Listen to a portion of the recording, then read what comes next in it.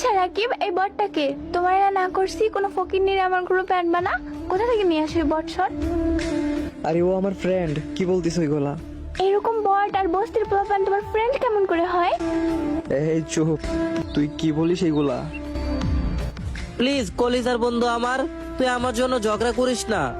তুই চুপ থাক, তোর কথা বলতে বলি নাই আমি। আসলে দোষটা আমারই, যখন যা বলছে তাই করছি।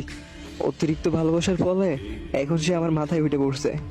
যখন যা বলে তাই করি, এখন শেষমেশ সে আমার বন্ধুর নিয়ে কথা বলবে, যে বন্ধুর সাথে কিনা ছোট থেকে বড় হয়েছি।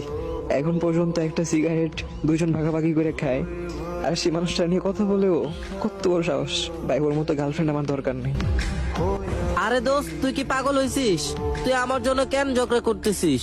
তুই কেন খামাখা আমার জন্য ঝগড়া করতেছিস? একটু থাম এবার। আর এই যে ভাবি, সরি গ্রুপে আসার জন্য। আরে তুই ওর মতো মেয়েরে সরি বলতেছস, যে কিনা মানুষকে সম্মান করতেই জানে না। আচ্ছা তুই থাক তোর ফকিরনি ফ্রেন্ড নিয়া।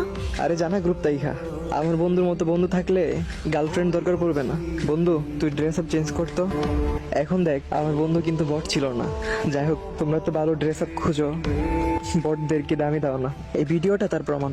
এখন ভালোবাসার ইমোট দেখাইতে হবে না। আমি তোমার মতো মেয়েরে ফেলিস্টে রাখবো না।